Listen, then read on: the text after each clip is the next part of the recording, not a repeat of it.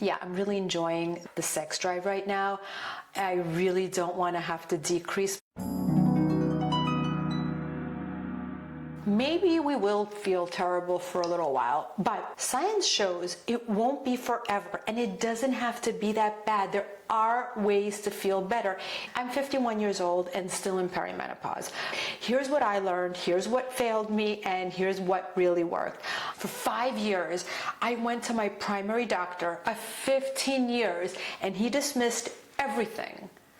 He said, "You're a busy working mom with a commute. What do you expect? You're getting older. This is normal." He gave me a script for anxiety medication and said, "See you later." My GYN, same thing, shrugged her shoulders, said, "This is normal. You're just aging." When I was 54 years old, I had just met man. I finally met my person. And then one morning, I tried to go to the bathroom, and I couldn't go. It was so painful. When I tried to let a little bit out, I couldn't go. It took me almost 10 minutes to just empty my bladder because it was so painful. So I go right to the doctor, and he said, "Yep, I think I know what this is." He said, "It's a really bad case of herpes." We spend the next 72 hours kind of doing the blame game, trying to figure out who gave it to me, who gave it to him. And then my doctor called me and said that you do not have herpes. He said, "I don't know." So let's start with my symptoms. My symptoms hit me like a freaking freight train. One, exhaustion. Started in my early 40s. It wasn't just being tired. It felt like my body was being pinned down by invisible bricks. Two, came the emotional changes. Anxiety out of nowhere, waves of sadness with no trigger. Sometimes I just had this irrational worry that my brain just focused on and I couldn't let it go. Three, here's what really broke me. My motivation vanished. I'd always been type A, but all of a sudden I have this pit in my stomach where I just want nothing. I desire nothing. And even though mentally I want to work on something, whether it's work or a project or career or business, I just feel dead, and days I just literally can't get myself moving. Anyway, the physical symptoms piled on, brain fog, oh gosh. At work, I noticed that I needed an extra minute to get my thoughts together. I worked in a high-power Wall Street environment, and I had to be sharp and quick. All of a sudden, my boss would say something, and I'd take notes, and I couldn't have my thoughts come together quickly. Don't get me wrong. We're still sharp, we're still amazing, we're better than ever in our careers and everything, but I needed an extra minute. I would take notes and I would have to come back and replay the conversation. And then I would, of course, come up with a great strategy and I would understand everything, but it took me a couple of minutes or an hour. I just couldn't do it as fast. It was really scary. 5, I had night sweats. 6, sleep disruption. 7, bloating like never before. I never had bloating, but all of a sudden I'm always just like full and feel so uncomfortable. Belly weight appeared out of nowhere. I'm 15 pounds higher. 9, I felt weaker. I was no longer able to do those strength exercises I was doing. I couldn't do all my Orange Theory and HIIT classes. 10, my sex drive. Yeah, let's just move on. That just plummeted. 11, joints and achy wrists and hips. So by now, I think we all know what's actually happening. Starting in our sometimes 30s, but definitely 40s, our 3 main hormones, estrogen, progesterone, and testosterone, start plummeting, like really, really freaking fast. So when we were vital and strong and energetic and sharp, we had all of these hormones. And by 50 now, they're almost done, or they will be really soon. So here's what I'm doing to feel better. First, I had to find the right doctor. It took me years and years and years. Here are the things that I looked for in a doctor. I looked for someone I can age with. I know things are going to constantly keep changing. I didn't want to just talk to somebody about hormones because I know our bodies, it's all interrelated. I wanted my primary physician who's going to see me every year and deal with everything that's going to happen as we age to also be the person that's knowledgeable about hormones because it's all related. Also, I know that traditional medicine doesn't know everything.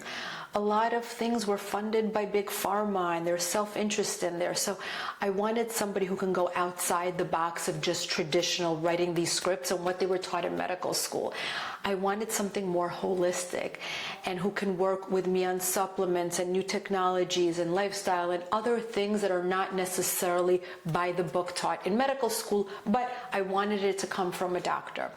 So I found a functional medical doctor. The other thing, a lot of places that I was talking to, and by the way, I went to many, many different places over the last 5 years, got blood work, started to get hormones, but some places, all they did was just take my blood work and prescribe hormones. Some places, it was a nurse practitioner, which they were brilliant and amazing, and that works for some women because that it is affordable, so I'm glad that option is out there.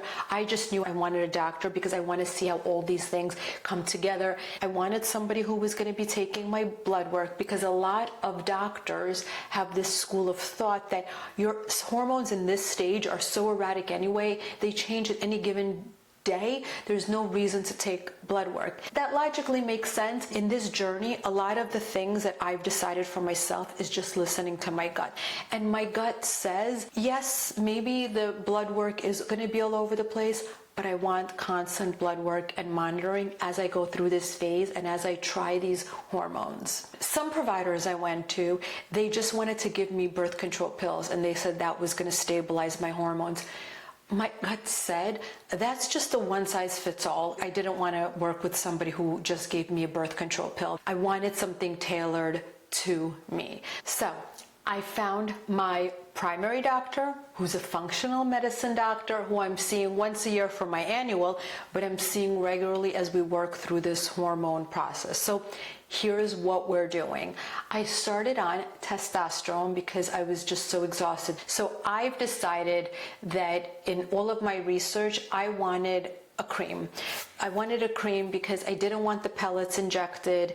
From what I've heard from some people who've taken them, when you get an injection in the beginning, you have a lot of hormones and you feel a lot of it, and at the end it starts to wane, and I just want to be able to stop or increase anytime. I don't want to be stuck to this 3-month window, because when you get your pellets, there's nothing you can do if you don't feel good, if it's too much, if it's not enough. You have to wait the 3 months. So I want that control. It is true that comes with maybe the creams don't absorb as much, but for me, it's working and I'm giving it a try because I want that level of control. So first I started with testosterone. This is basically what I do. This is my cream, and I take 1 pump either in my inner thighs or on my wrist. It's really not a big deal. You just rub it in and that's it. And at first it was life-changing. Oh my God, I had energy. My energy went from a 2 to a 5, but listen, even that improvement was like, holy shit, that's amazing. With the testosterone, I had more energy. Sex drive didn't yet improve at all, but I had definitely more energy, more motivation. I felt a lot better. But I went back to my doctor and I said, I feel better, but I want more. And so she told me to take 2 pumps of my testosterone creams. Yeah, it worked better, but I noticed my hair started thinning and I developed some acne. So I went back to my 1 click instead of 2. Then my doctor decided I should take progesterone and testosterone. I'm not yet on estrogen because my levels are good. I'm still having my periods regularly and my blood work shows that my estrogen is totally fine. But because all these other things were happening with mood and strength, she prescribed progesterone. So I do every day a click of progesterone also in my inner thighs, in the back of my elbows, on my wrists, whatever. Once I started taking progesterone, I was like, oh yeah, that's much better. I started feeling so much better, energy, clarity, mood. Again, I am not at a 10, I'm not back to my 30-year-old self, but I definitely felt a lot more motivation, a lot better mood, a lot more strength and energy. Then my doctor said, take this B12. She recommends this brand, she loves it, designed for health.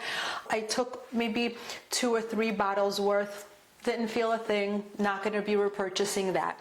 Then she told me to take DHEA.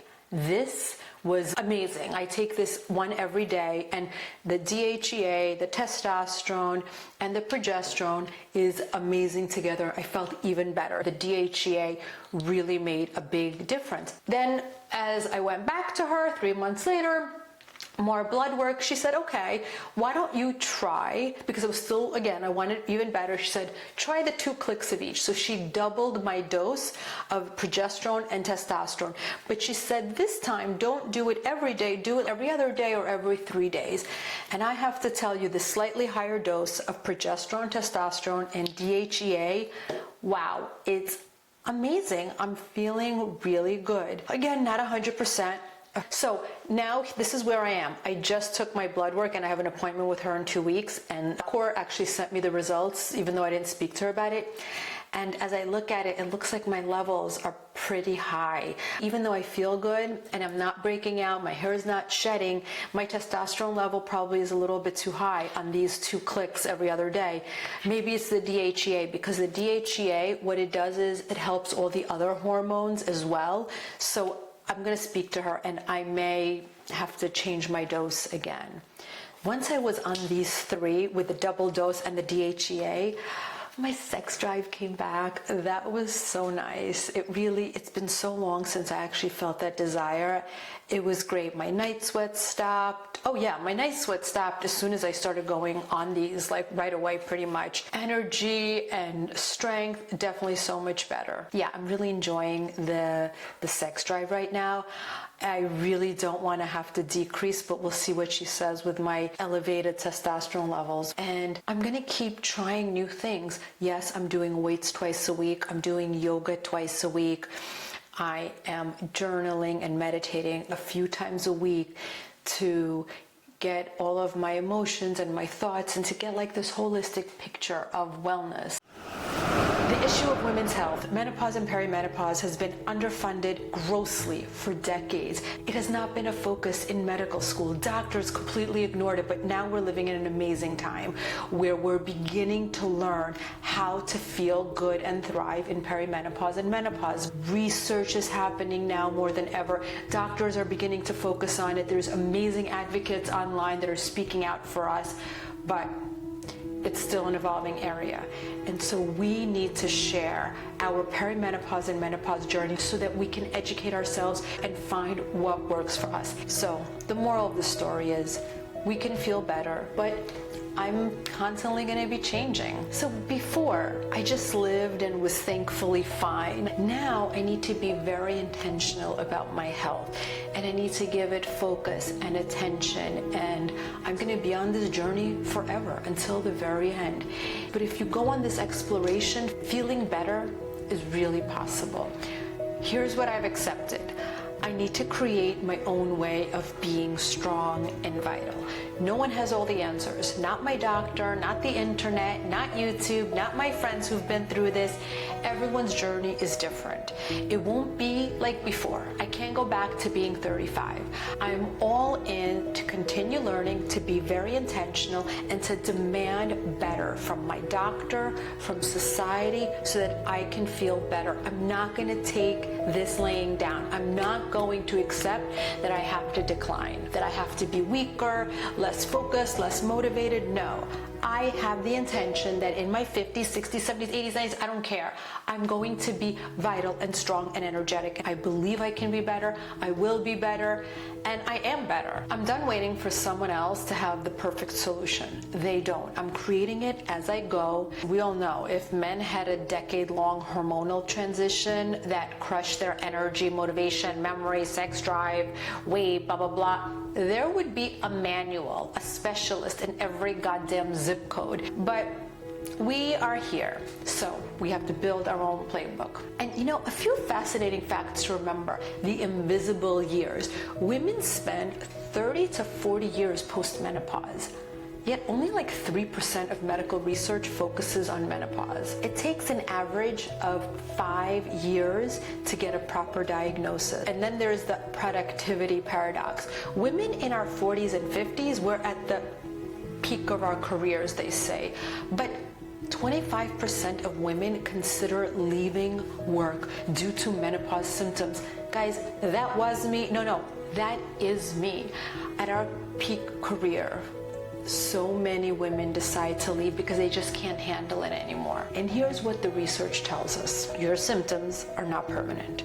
Your exhaustion isn't a life sentence. The brain fog will lift. The energy can come back, maybe differently, but it can come back.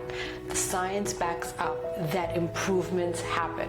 But it's different for all of us. We're not trying to get back to our old selves. We're trying to create the new version with our new changing bodies. We don't have to decline. We will not decline.